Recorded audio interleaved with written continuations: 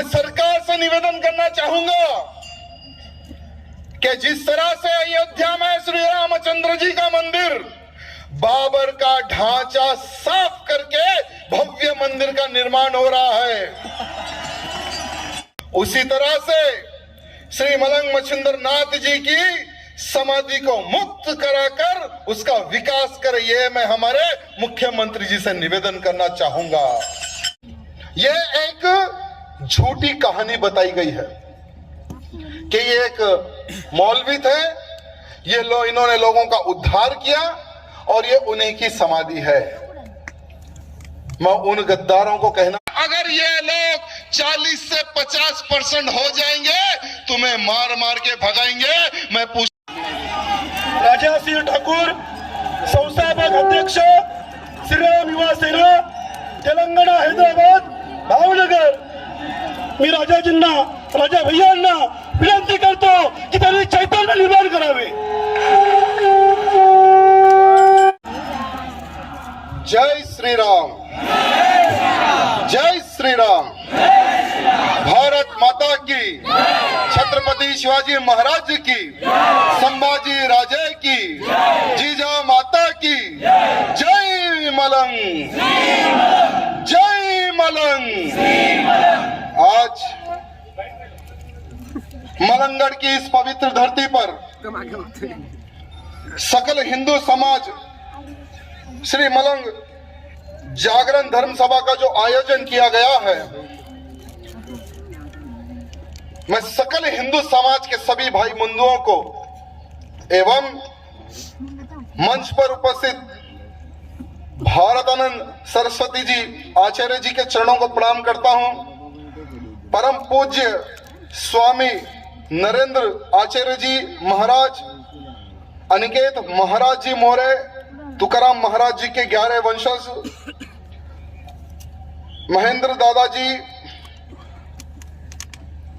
साथ ही साथ मंच पर जितने भी जो साधु संत उपस्थित है, उन सबके चरणों को प्रणाम करता हूं। आज इस पवित्र धरती पर आकर मुझे बहुत ही गर्व महसूस हो रहा है। ये ऐसी पवित्र धरती है जहां पर श्री मलंग मच्छिंद्रनाथ जी की समाधि उपस्थित है। आज दुर्भाग्य की बात है कि हमें मच्छिंद्रनाथ महाराज जी की समाधि को मुक्त कराने के लिए आज आंदोलन छेड़ना पड़ रहा है। ये दुर्भाग्य की बात है। 1952 में वक्फ बोर्ड ने समाधि पर कब्जा किया और किसी हाजी अब्दुल की दरगाह बना दी। ये कौन है? ये किसकी दरगाह है भाई? कुछ इतिहासकारों ने, जो कि डुप्लीकेट इतिहास करता है, वो ये लिखते हैं कि 7 मौलवी आए और 7 माले की बिल्डिंग बनाए पहाड़ पे। एक मौलवी चढ़ता है, एक माले पे मर जाता है, दूसरा चढ़ता है, दूसरे माले पे मर जाता है, तीसरा, चौथा, पांचवा, सातवां, यानी 7 के 7 लोग जो बूढ़े होते हैं वो लोग मर जाते हैं। अगर उनके इतिहास को हम अगर देखें, अरे जो खुद नहीं चल सकते, जो उस घाटी पे, उस पहाड़ पे नहीं चढ़ सकते, ये लोग क्या लोगों का उद्धार करे होंगे वो समय पर? ये एक झूठी कहानी बताई गई है कि ये एक मौलवी थे, इन्होंने लोगों का उद्धार किया और ये उन्हीं की समाधि है। मैं उन गद्दारों को कहना चाहूंगा कि वो समाधि तुम्हारी नहीं, वो समाधि हमारी है।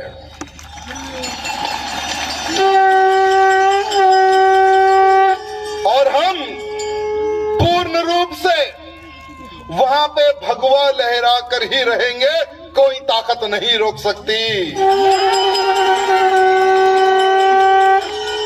अरे जितना इतिहास तुम लोगों ने बदलने की कोशिश की, लेकिन इतिहास चुप नहीं सकता। मच्छिंद्र दास महाराज जी का जो बलिदान है, जो सेवा है, उसको कोई मिटा नहीं सकता। श्री मलंग मच्छिंद्र दास महाराज जी जनता की सेवा करते थे। जिस गांव में खेती नहीं होती थी, जहां पर बीमारियों का प्रकोप होता था, उस क्षेत्र में जाकर सिर्फ एक पानी के छिड़काव से, मंत्र के उच्चारों से जनता की भलाई का कार्य करते थे। उतने सज्जन और उतने पावरफुल हमारे मच्छिंद्र नाथ महाराज जी थे। संतगण आज इस मंच पर उपस्थित है। बहुत हमारे संतगणों ने महाराज जी के बारे में बहुत ही अच्छे शब्दों में आपको कहा है। यहां से एक स्लोगन आ रहा था कि आई भवानी शक्ति दे, मलंगड़ना मुक्ति दे, कि आई का आशीर्वाद है जो तुम आज यहां पर उपस्थित हो। तुलजा भवानी माता का आशीर्वाद है जो तुम लोग देश धर्म समाज की रक्षा के लिए यहां पर उपस्थित हो। अरे मां ने तो कब के ही तुम्हें आशीर्वाद दे दिया है, बस आपको उस किले पर विजय करना है, उस गढ़ पर विजय करना है। अरे हिंदू हृदय सम्राट बाला साहेब ठाकरे जी के शिष्य की सरकार है महाराष्ट्र में।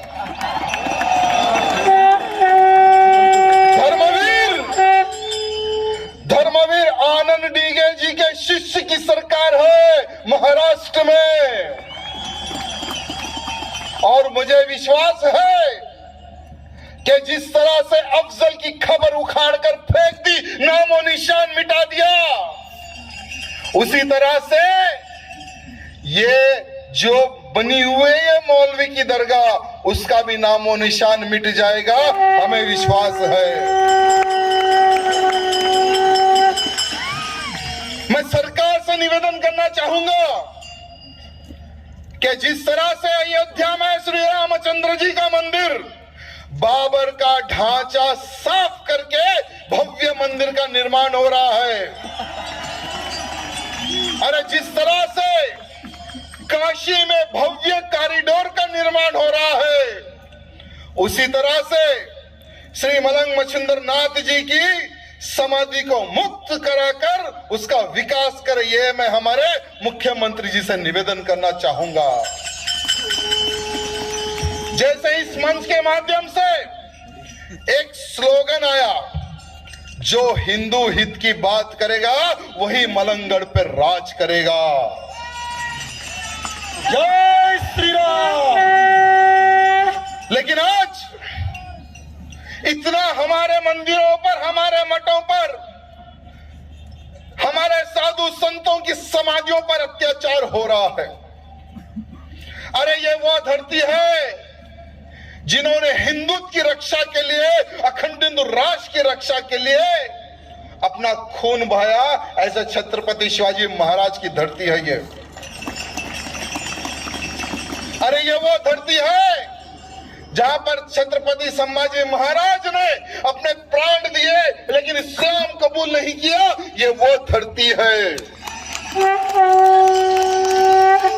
लेकिन आज इतनी पवित्र धरती पर हम मलंगगढ़ के लिए संघर्ष कर रहे हैं। हमारे इस पवित्र धरती पर लव जिहाद, लैंड जिहाद, गौ हत्या हो रहा है। आखिर क्या हो रहा है? मैं एक बात हमारा महाराष्ट्र के हिंदू भाई बंधुओं को कहना चाहूंगा कि एक बार पूरे महाराष्ट्र का हिंदू खड़े हो जाए, एक मंच पर आकर खड़ा हो जाए। अरे छत्रपति शिवाजी महाराज ने 370 किले बनवाए हैं और जीते हैं।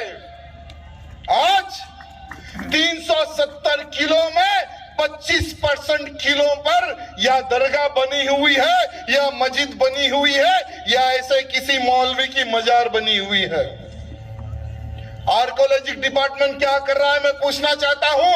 अरे अगर उस किले पर किसी हिंदूवादी कार्यकर्ता ने अगर भगवा फहराने का अगर प्रयत्न करता है तो उसको अरेस्ट करके उसके ऊपर एफआईआर पे एफआईआर दाखिल किया जाता है, उसके ऊपर केसेस बुक किए जाते हैं। अरे जब इलीगल रूप से दरगाह या मजार या मस्जिद बनती है तब ये डिपार्टमेंट क्या कर रहा था, मैं डिपार्टमेंट को पूछना चाहता हूं।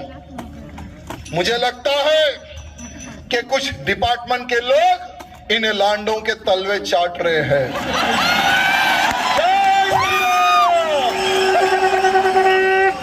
इनके तलवे चाटने वाले बन गए। मैं सरकार से निवेदन करना चाहूंगा कि ऐसे कितने गद्दार हमारे महाराष्ट्र की धरती पे छुपे हुए हैं, उनको आइडेंटिफाई किया जाए और उनको वो पद दिया जाए जहां पर टॉयलेट बाथरूम साफ किया जाता है, उन गद्दारों को वो पद दिया जाए।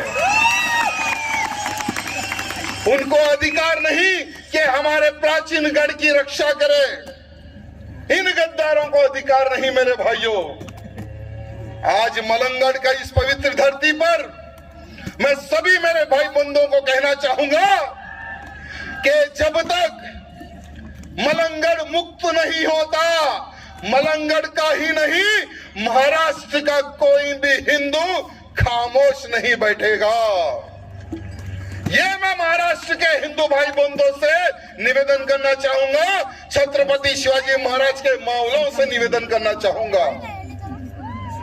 आज हमारे इस पवित्र धरती पर हमारी बहन बेटियों का धर्मांतरण किया जा रहा है। लव जिहाद के नाम पर 35-35 टुकड़े किया जा रहा है।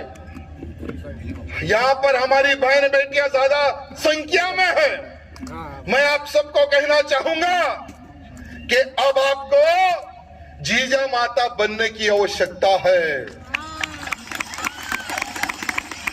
और हमारे बच्चों को, हमारी युवा पीढ़ी को जीजा माता का संघर्ष और जीजा माता का वो बलिदान आज के बच्चों को बताने की आवश्यकता है। जीजा माता ने अपने बेटे को छत्रपति शिवाजी महाराज को पाला है, यह नहीं सोचा है कि हमारा बच्चा बड़ा होकर कुछ अलग बनेगा, लेकिन जीजा माता ने सोचा कि मेरा बच्चा बड़ा होकर औरंगजेब की सेना से लड़ेगा। ये हमारी माता ने सोचा है और आज मुझे गर्व होता है जब जब मैं हमारे शिवाजी महाराज का नाम लेता हूं। अरे अगर शिवाजी महाराज ना होते तो क्या हम हिंदू होते? क्या हम हिंदू होते? मेरे भाइयों, आज उनके बलिदान को याद करने की आवश्यकता है। श्रद्धा वालकर हो, रूपाली हो या उर्वशी हो, हमारी बहन बेटियों को टारगेट करके मारा जा रहा है। मेरे भाइयों, मैं आज सभी से यह निवेदन करना चाहूंगा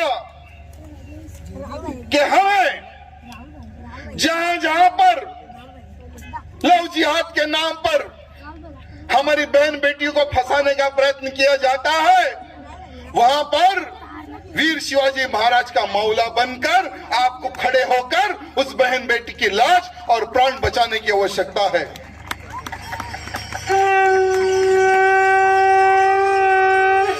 आज महाराष्ट्र ही नहीं, देश के हर कोने पर लव जिहाद के नाम पर अलग अलग गैंग एक्टिव है।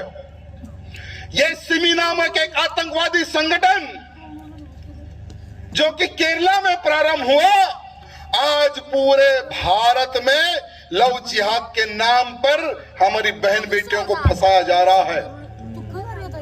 अरे इनका घर नहीं चलता, इनके घर में खाने को नहीं रहता और ये हमारी बहन बेटियों को टारगेट करते हैं।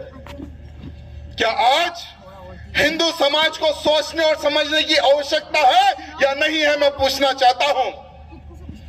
लेकिन आजकल हमारे हिंदू भाई बंधुओं में एक नया कल्चर प्रारंभ हो रहा है कि तू मराठा, तू राजपूत, तू रेड्डी, तू ये, तू वो।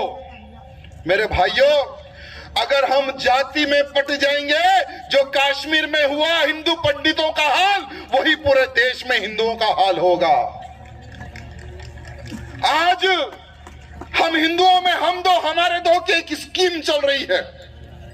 नहीं नहीं, हम तो दो बच्चे ही पैदा करेंगे, एक को इंजीनियर बनाएंगे, एक को डॉक्टर बनाएंगे और एक बहुत बड़ा हम महल बनाएंगे इनकी कमाई से। लेकिन याद रखना, जो कमाई से आप बंगलो बनाओगे, जो कमाई से आप बिल्डिंग बनाएंगे, आने वाले समय में यही लोग उस बिल्डिंग उस बंगलों पर राज करेंगे। जो कश्मीर में हुआ वो भारत के हर कोने में होगा अगर जाति में बंट जाओगे। याद रखना मेरी बात। आज जो हमारा दुश्मन है, इन्होंने एक स्कीम प्रारंभ की है कई वर्षों से, हम 5 और हमारे 50, हम 5 हमारे 50 वाली स्कीम। ये सिर्फ अब की नहीं मेरे भाइयों, कई 100 वर्षों से इनकी प्लानिंग चलते आ रही है। इसीलिए पूरी दुनिया में 50 से अधिक इस्लामिक राष्ट्र है, पूरी दुनिया में 150 से अधिक ईसाई देश है, लेकिन पूरी दुनिया में एक हिंदू राष्ट्र था नेपाल, अब वो भी सेक्युलर बन गया। अब मैं आपसे पूछना चाहता हूं, क्या एक भी हिंदू देश है क्या एक भी हिंदू देश? अरे अगर आने वाले समय में अगर हिंदुओं की संख्या भारत में कम हो जाएगी, जिस दिन अगर ये लोग 40 से 50% हो जाएंगे, तुम्हें मार मार के भगाएंगे।